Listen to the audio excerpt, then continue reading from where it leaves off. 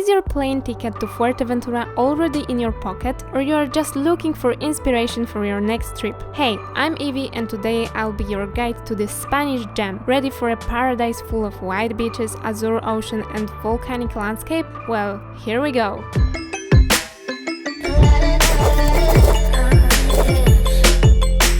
Firstly, a few sentences of introduction about the island. Fuerteventura is the second largest island in the Canary Islands archipelago. If I had to describe it in 3 words that are sandy, wild and large. What is Fuerteventura famous for? Probably most of all for its beaches, but contrary to appearances, the island has much more to offer than just beaches.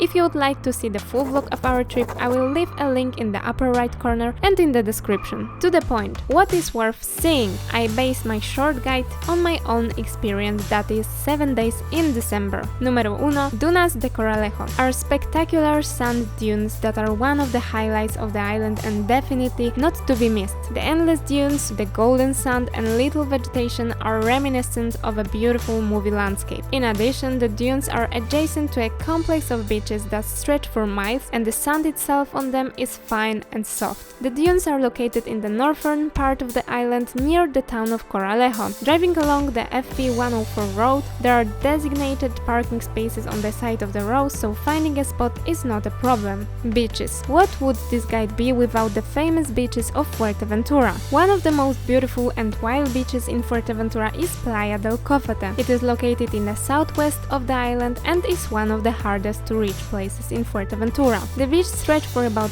12 kilometers and is surrounded by mountains and cliffs, giving it a wild character. Because of its location, the place is ideal for those looking for peace and quiet and an escape from the crowds. Cofete is quite difficult to access. To get there, you have to navigate winding and rocky roads, which makes the place one of the most isolated on the island. So you ask, how do you get there? By car. However, most rental companies unfortunately do not cover insurance here, due to the fact that it is a gravel road and very demanding. As for our personal experience, we got there in a Renault Clio, but you have to be very careful. Alternatives include organized tours or the bus, which makes the trip twice a day and departs from Morro-Hable. Not to be missed on this list is Sotavento beach, which stretches as far as 9 kilometers. The beaches are wide and sandy and therefore ideal for sunbathing and relaxation because of azure water and above all the lagoon. During high tides, a fabulous and a shallow lagoon forms on the shore. However, it doesn't form every day, so in order not to be disappointed as we were, it is worth checking the tides on the internet in advance. The beach is located in the southeast of Fuerteventura near Costa Calma. It is very easily accessible by car and you can find plenty of parking. Another beach to add to the collection is Popcorn Beach. It is perhaps one of the most unusual places on the island.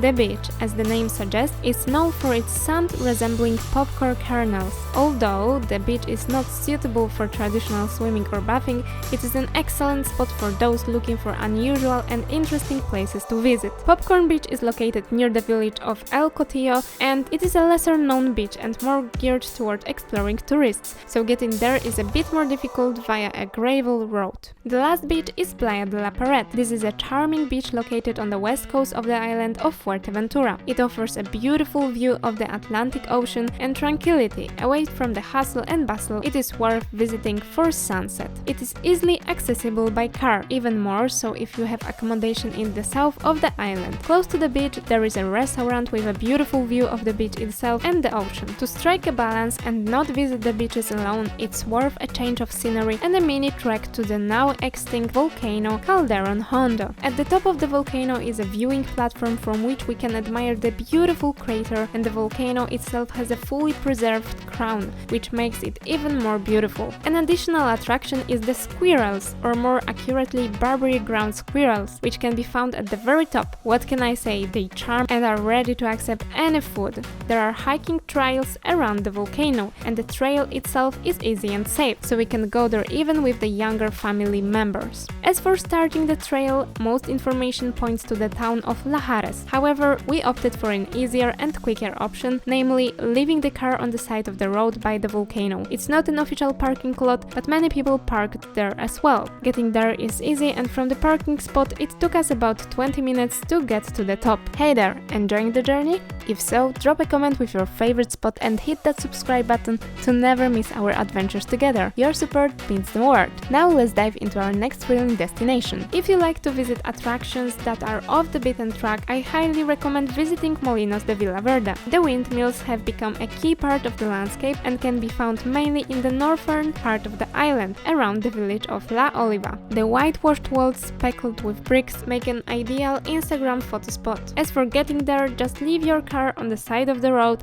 and walk to the windmill of your choice. Unfortunately, visiting windmills inside is not possible. Something for zoo lovers, namely the popular Oasis Wildlife. We have visited many zoos in our lives and I can truly recommend this one. Oasis Wildlife will work well as an attraction for the little ones as well as for adults. At the park we will meet various species of animals such as elephants, camels and giraffes, which can be observed in conditions similar to their natural environment. A little safari through the Africa. And for the price of the ticket you can attend interactive animal shows featuring seals, birds of prey or parrots and small reptiles. However, in my opinion, the coolest attraction is stroking and hand-feeding giraffes or llamas. In addition, the park also features a beautiful botanical garden with an impressive collection of cacti and succulents. I recommend buying tickets in advance online because they are cheaper than on site. In addition, I recommend buying a bag of animal food at the entrance for about €1.50. The park is located in the southern part of the island and access by car or public transport is very good. Last but not least is the Mirador Astronómico de Sicasumbre. It is simply an observation point which not only impresses with its beautiful views of the surrounding countryside, but is also ideal for astronomy enthusiasts. Located in the highlands, it offers impressive views of the mountains and the Atlantic Ocean. The site is accessible by car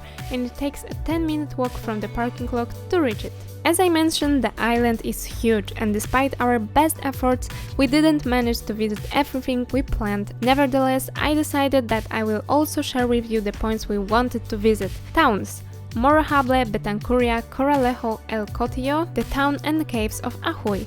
At the very end, some practical information. Fuerteventura has a subtropical climate, so it's a destination you can visit all year round. We were there in December and I truly recommend this time of year as the perfect break from the winter chill. Buses work perfectly on the island. However, I highly recommend renting a car, which is simply a more convenient option. I recommend companies Autoreisen or Seacar. Fuerteventura offers a variety of accommodation options and you will find a lot of complexes. We chose the Air to Rio Calma hotel in the south of the island. Compared to most of Europe, you should move your watches 1 hour back. The euro is the official currency of Fuerteventura. And to make it easier for you to organize your trip, I leave in the description of the video a Google map of our trip. Also in the description you will find links to Google Maps of other interesting places we visited. That would be it for this short guide. Compared to Tenerife or Gran Canaria, indeed Fuerteventura is very empty and has a uniform landscape.